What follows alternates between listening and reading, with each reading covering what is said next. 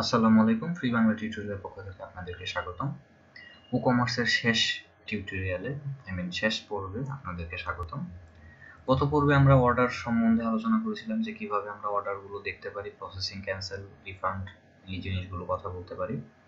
এবং এখানে আমরা একটা ইউজার তৈরি করেছিলাম, যে ইউজার তৈরি করে আমি পেয়েছিলাম, এবং আমরা যে একটা মেসেজ পাঠিয়েছিলাম যে ইউজ টু কাস্টমার অ্যাডমিন থেকে, যে আমি এখন তোমার টাকা পাই নাই।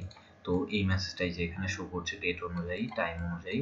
তো এইভাবে আমরা আসলে অর্ডার আপডেট যেটা, তো এইভাবে আমরা ইউজারের সাথে, কাস্টমারের সাথে যোগাযোগ করতে পারি এবং এইভাবে আমাদের সেলগুলোকে ম্যানেজমেন্ট করতে পারি। তো যেটা হলো যে আমার এইটা গেল সেল ম্যানেজমেন্টে।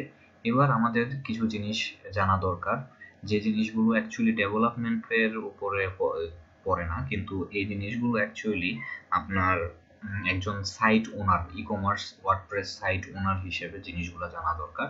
সেটি হচ্ছে রিপোর্টস। সো রিপোর্টস, আপনার ই-কমার্স মেনুর আন্ডারে রিপোর্টসে যদি আমরা যাই, তাহলে এখানে আমরা দেখতে পাবো যে আমাদের ইয়ারলি কত টাকা সেল হয়েছে সেইটার একটা গ্রাফ আমরা এখানে দেখতে পাবো। আমরা চাইলে এখানে লাস্ট মান্থেরটা দেখতে পারবো, দিস মান্থেরটা দেখতে পাবো, লাস্ট 7 ডেজেরটা দেখতে পারবো। আপনি চাইলে আপনার কাস্টম ডেট অনুযায়ী সেটা দেখতে পারবেন এবং এক্সপোর্ট অ্যাজ এ সিএসভি তে ফরম্যাটে এক্সপোর্ট করতে পারবেন। আপনার টোটাল কত টাকা সেল হলো, আপনার নেট সেল কত হলো, আপনার অর্ডার প্লেস কয়টা হলো, আইটেম পারচেস কয়টা হলো, রিফান্ড কয়টা হলো, এবং আপনার change for shipping, charge for shipping, add for coupon use, এই জিনিসগুলো এখানে অ্যাট এ গ্ল্যান্স আপনি দেখতে পারবেন। এখানে আমরা যদি যাই, তাহলে আমরা দেখব যে সেলস বাই প্রোডাক্ট, এবং প্রোডাক্ট, একটা প্রোডাক্টে স্পেসিফিকভাবে যদি সার্চ দিয়ে আপনি এখানে দিতে চান, সেই স্পেসিফিক প্রোডাক্টটা কতবার সেল হয়েছে, একটা সেলার যদি থেকে থাকে তো সেই সেলার কতটা সেল করেছে, টপ ফ্রি নিউবি, ফ্রি যেই সাইটসগুলো রয়েছে সেটা কতবার হয়েছে, কত আর্নিং হয়েছে, সেই জিনিসগুলা ইয়ারলি, মান্থলি, 7 ডেজ অথবা কাস্টম ডেজ অনুযায়ী আমরা দেখতে পারবো। আর এখানে যদি আমরা যাই, তাহলে যেটা হচ্ছে সেলস বাই ক্যাটাগরি, যে ক্যাটাগরি অনুযায়ী, যে ক্যাটাগরি ধরেন ক্যাপ বা যে ক্যাটাগরি আপনি দেখতে যাচ্ছেন, সেই ক্যাটাগরি অনুযায়ী আপনার প্রোডাক্ট কয়টা সেল হলো সেটা আপনি দেখতে পাবেন। আর এটা হচ্ছে কুপনস বাই ডে, যে আপনার কুপনগুলো অনুযায়ী, যে আপনার কুপন কয়টা ইন্টিগ্রেট করা হয়েছে এবং সেটার উপর বেস করে কয়টা সেল হয়েছে, সেই জিনিসগুলোর ডিটেলস এখানে আপনি দেখতে পারবেন। এখানে যদি আমরা যাই, তাহলে আমরা দেখব কাস্টমার, এবং এই কাস্টমারের ক্ষেত্রে আমরা দেখব যে আপনার কাস্টমার এবং হচ্ছে গেস্ট, আমাদের সাইটে যদি গেস্টরাও উইদাউট রেজিস্ট্রেশন যদি আপনার প্রোডাক্ট কিনতে পারে, তাহলে তাদের যে একটা গ্রাফ, যে গেস্ট ইউজার কয়জন, কয়টা প্রোডাক্ট কিনছে, আর হচ্ছে কাস্টমার প্রোডাক্ট যারা আমার রেজিস্টার্ড ইউজার তারা কয়টা কিনছে, সেটার একটা গ্রাফ এখানে আমরা দেখতে পাবো। এবং এখানে হচ্ছে আমরা কাস্টমারের লিস্টটা পাবো, যে আমার কি কি কাস্টমার রয়েছে সেই কাস্টমারের লিস্টটাকে আমরা পাবো, এবং চাইলে সেই কাস্টমারের লিস্টগুলোকে আমরা রিফ্রেশ করে তাদের ডেটাগুলো দেখতে পারি, তাদেরকে এডিট করতে পারি, তাদেরকে ভিউ করতে পারি। তারপর যেটি হচ্ছে স্টকের মধ্যে যদি আমরা যাই, তাহলে আমরা দেখব যে আমার লো স্টক যদি কোনো থেকে থাকে, এবং এটা অ্যাকচুয়ালি আমরা সেটিং এর মধ্যে যে লো স্টক যেই নাম্বারটা সিলেক্ট করে দিয়েছি, ওই নাম্বারটা যদি ক্রস করে, তাহলে এই লো স্টক এই টেবিলের মধ্যে ডাটা চলে আসবে। আউট অফ স্টক কোনো ডাটা, কোনো প্রোডাক্ট যদি আপনার যেই সেটিং এর মধ্যে যেই অ্যামাউন্টটা দিয়ে দিয়েছে আউট অফ স্টকের জন্য, সেই অ্যামাউন্ট ক্রস করলে এটা আউট অফ স্টকে চলে আসবে। এবং মোস্ট স্টক, যে আপনার সবচেয়ে বেশি স্টকে থাকে বা আছে, সেই জিনিসগুলো এখানে শো করবে, যে যেগুলো আমার সবচেয়ে মোস্ট স্টকে আছে। তারপর হচ্ছে ট্যাক্স, যে আপনার ট্যাক্স, লাস্ট মান্থে ট্যাক্স বাবদ কত টাকা দেওয়া হয়েছে, কি শিপিং ট্যাক্স, এমনিতে ট্যাক্স, টোটাল ট্যাক্স, এই সব জিনিসগুলো এই একটা গ্রাফ এখানে শো করবে। তো এইভাবে আমরা পুরো আপনার ই-কমার্স সাইটটির একটি রিপোর্ট এখানে পেতে পারি, এভাবে পেতে পারি। এছাড়া আমরা হোমের মধ্যে যখন যাব, এই হোমে অ্যাট এ গ্ল্যান্সে আমাদের এখানে এই এরিয়াগুলোর মাধ্যমেও আমরা অ্যাট এ গ্ল্যান্স আপনার একটি ওভারভিউ জানতে পারবেন যে আপনার ই-কমার্সে বা আপনার ই-কমার্স সাইটটিতে কি ধরনের অ্যাক্টিভিটি চলতেছে। এবং যেটা হচ্ছে যে আমার এই ও-কমার্স মেনুর আন্ডারে আমরা অর্ডার নিয়ে কথা বলেছি, কুপন নিয়ে কথা বলেছি, রিপোর্ট নিয়ে মাত্র কথা বললাম, সেটিং নিয়েও আমরা কথা বলেছি, এবং যেটা হচ্ছে সিস্টেম স্ট্যাটাসেও আমি একবার কিছুক্ষণের জন্য এসেছিলাম, বাট তেমন কিছু বলি নাই। এবং অ্যাকচুয়ালি সিস্টেম স্ট্যাটাসটা দিয়ে অ্যাকচুয়ালি আপনার এই সাইটটা আপনার ওয়ার্ডপ্রেসের ভার্সন, আপনার পিএইচপি ভার্সন, আপনার কনজব, আপনার মেমোরি লিমিট, এই যে জিনিসগুলো রয়েছে সেই সব জিনিসগুলো এক সম্বন্ধে এখানে একটা আপনার ডেভেলপমেন্ট পারপাসে যেই ভার্সনগুলো, পিএইচপি ভার্সন বা আদার যে জিনিসগুলোর দরকার পড়ে সেগুলো এখানে আপনার সাইডে ঠিকঠাক মতন আছে কিনা, অ্যাকচুয়ালি আপনার সার্ভারটা ও-কমার্স কমফোর্টেবল কিনা সেই জিনিসগুলো এখানে রিপোর্ট আকারে দেওয়া হবে, এবং যেটির মধ্যে আপনি এরর পাবেন সেই এররগুলো এখান থেকে ফিক্স করতে পারেন। এবং এখানে কিছু তাদের টুলস রয়েছে যেই টুলসের মাধ্যমে আপনার ব্রাউজারটাকেই কমফোর্টেবল করতে পারেন। আপনার যদি কোনো রিসেট কোনো কুকিজ বা এই ধরনের কোনো কিছু থেকে থাকে বা এই ধরনের কোনো প্রবলেম করে থাকেন, তাহলে এই টুলসগুলো, বিভিন্ন টুলস রয়েছে যেই টুলসের মাধ্যমে আপনি এখানের আপনার সাইটের স্পিড, আপনার ইউজার এক্সপিরিয়েন্সটাকে আরো ভালো করতে পারেন। এবং এই লগসের মাধ্যমে আমরা দেখতে পারবো যে আপনার সাইটের মধ্যে অ্যাক্টিভিটিগুলা কি ধরনের হয়েছে এবং কেমন ধরনের অ্যাক্টিভিটি হয়েছে। তো এইগুলোর মাধ্যমে আমরা এই ব্যাপারগুলো দেখব। টুলস এবং লগস, সিস্টেম স্ট্যাটাস এখানে এই পর্যন্তই। এরপর হচ্ছে অ্যাডন্স আমরা ও-কমার্স ওয়েবসাইটের মধ্যে যখন এই এক্সটেনশন যেই মেনুটি রয়েছে সেই এক্সটেনশন মেনুটির মধ্যে যে প্লাগইনগুলো রয়েছে, যেগুলো কিছু ফ্রি কিছু প্রিমিয়াম, তো সেই প্লাগইনগুলোই অ্যাকচুয়ালি এখানে লিঙ্ক করা। এবং আপনি যদি এগুলোর এক একটার মধ্যে ক্লিক করেন তাহলে আপনাকে তারা ও-কমার্স ওয়েবসাইটের মধ্যে রিডাইরেক্ট করে নিয়ে যাবে।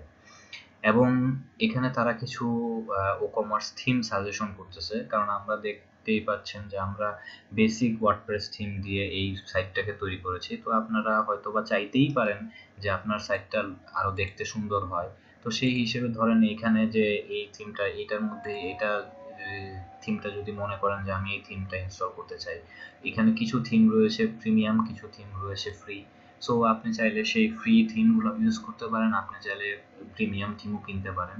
এবং থিমের জন্য আপনার ও-কমার্স অথবা থার্ড পার্টি আরো অনেক ওয়েবসাইট আছে, সেখান থেকেও আপনি দেখতে পারেন। তো এটা হচ্ছে আপনার থিমের ডেমোটা। তো যদি আপনার এরকম একটা থিম পছন্দ হয়, এই ধরনের থিম আপনি যদি ইউজ করতে চান, তাহলে আপনি এরকম ভাবে ইউজ করতে পারেন। তো এখানে আপনার হাতে এই ধরনের অপশনগুলো রয়েছে আপনার ই-কমার্স সাইটটিকে তৈরি করার জন্য।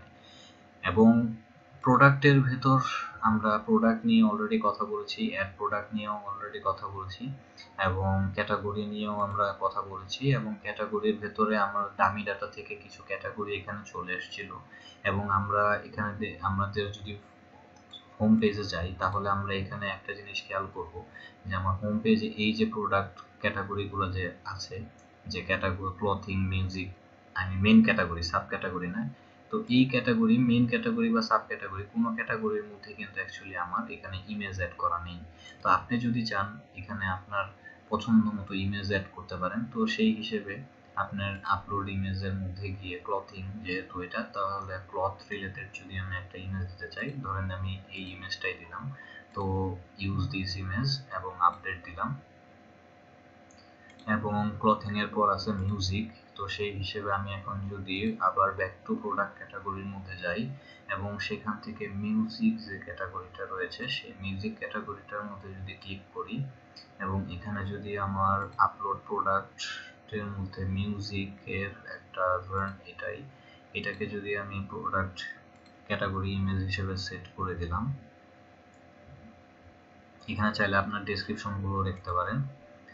তারপর মিউজিকের পর এখানে রয়েছে পোস্টার। তো সেই হিসেবে পোস্টারের মধ্যে যদি আমি ক্লিক করি, পোস্টারের মধ্যে গিয়ে পোস্টারের ইমেজটাকে যদি আমি অ্যাড করি, ধরেন এটাই আমি এখানে অ্যাড করলাম। এবং আপডেট দিলাম। এবং এবার যদি আমার হোম পেজটাকে রিলোড দেই তাহলে আমরা দেখব যে এখানে আমার এইখানে ওই ইমেজগুলো চলে আসছে। সো এখন এটা লুকস বেটার।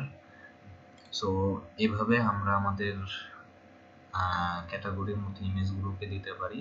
ট্যাগ, যদি আপনার কোনো স্পেসিফিক ট্যাগ অ্যাড করতে চান তাহলে সেই ট্যাগগুলো এখানে অ্যাড করতে পারেন। এট্রিবিউট, এবং এই এট্রিবিউটগুলো নিয়ে আমরা অলরেডি কথা বলেছি যে আমার অলরেডি ভেরিয়েবল প্রোডাক্ট অ্যাড করেছি, সেই ভেরিয়েবল প্রোডাক্টে সাইজ এবং কালার অ্যাড করেছি। তো সেই সাইজ এবং কালার, সেই অ্যাট্রিবিউটগুলো আপনি যদি চান এখানে অ্যাড করতে পারেন। আপনি এখান থেকে সেগুলো এডিট করতে পারেন, কনফিগার করতে পারেন প্রত্যেকটা অ্যাট্রিবিউটকে। তো এইভাবে আমরা অ্যাট্রিবিউটগুলোকে নিয়ে কাজে লাগাতে পারি আমাদের ভেরিয়েবল প্রোডাক্ট তৈরি করার জন্য। তো বন্ধুরা, আমাদের ই কমার্স নিয়ে এই ছিল আমাদের টিউটোরিয়াল। তো পুরো টিউটোরিয়ালটিতে হয়তোবা অনেক জায়গায় আমি ভুল করেছি, অনেক জায়গায় আপনাদেরকে অনেক বিরক্ত করেছি, এবং রিসেন্টলি আমি গতকালকে কাজ করার পর আজকে যখন টিউটোরিয়াল বানাতে বসেছি তখন দেখেছি যে ওয়ার্ডপ্রেসটাই ই কমার্সটা আপডেট হয়েছে। তো তাদের ইন্টারফেসটা অনেক কিছু, কয়েকটা জায়গায় তারা অনেক কিছু চেঞ্জ করেছে, যার কারণে আমার একটু বেগ পেতে হয়েছে জিনিসগুলো খুঁজে বের করতে, যার কারণে আমি দ্রুত আপনাদের সাথে সবকিছু শেয়ার করতে পারি নাই। সেজন্য আমাকে আশা করি ক্ষমা সুন্দর দৃষ্টিতে দেখবেন।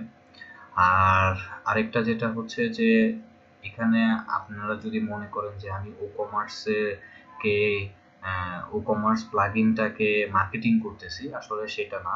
অ্যাকচুয়ালি ই কমার্স সাইট তৈরি করতে গেলে প্রথমে যে নামটা চলে আসে সেটা হচ্ছে ই কমার্স, কারণ ই কমার্সের মতো হিউজ ভলিউমের ওয়েবসাইট অন্য কোনো প্লাগইন দিয়ে ই কমার্স সাইট ওয়ার্ডপ্রেসে তৈরি করা নাই। প্লাস ই কমার্সের যে এক্সটেনশনগুলো ফ্রিতে বাজারে পাওয়া যায় তাতে আপনার অনেক অনেক ফিচার অ্যাড করার মতো অপশন ই কমার্স দিয়ে পাওয়া যায়। এবং এখন প্রিমিয়াম থিম যতগুলো বাজারে পাওয়া যায় দেখা যায় ম্যাক্সিমাম গুলাই হচ্ছে আপনার ই কমার্স সাপোর্ট করে। তো এই জন্য ই কমার্স এত বেশি পপুলার যে আসলে অনেকটা এরকম হয়ে গেছে যে আপনার ই কমার্স ওয়ার্ডপ্রেস দিয়ে ই কমার্স বানানো মানেই হচ্ছে ই কমার্স। বাট এছাড়াও আরো অনেক ই কমার্স প্লাগইন রয়েছে বাজারে। আমাদের বাংলাদেশেরই একটা ই কমার্স প্লাগইন রয়েছে দোকান। তো যেটা হচ্ছে যে ওই প্লাগইন গুলো যে আমি খারাপ সেটা আমি বলছি না, কিন্তু ওই প্লাগইন গুলোর তুলনায় আমাদের এই প্লাগইন, এই ই কমার্স প্লাগইনের রিসোর্স অনেক বেশি, ডকুমেন্টেশন অনেক বেশি রিচ। তো যাই হোক, এখন আপনি যদি অন্য কোনো প্লাগইন দিয়ে বেশি কমফোর্টেবল ফিল করেন you can move with that. But আমার এই টিউটোরিয়ালটি তৈরি করতে গিয়ে আমি অনেক ভুল ত্রুটি করেছি, অনেক কিছু ঠিক মতনে বোঝাতে পারি নাই। তো আশা করি আপনারা সবাই আমাকে সেটি ক্ষমা সুন্দর দৃষ্টিতে থাকবেন। এবং কোনো ব্যক্তি অথবা প্রতিষ্ঠানকে আমি যদি নিজের অজান্তে অথবা জেনেই আমি যদি কোনোভাবে আঘাত করে থাকি বা কষ্ট দিয়ে থাকি তাদের কাছে আমি ক্ষমা প্রার্থনা করছি, কারণ আমি পারতপক্ষে কোনো ব্যক্তি বা প্রতিষ্ঠান নিয়ে কথা বলতে চাই না।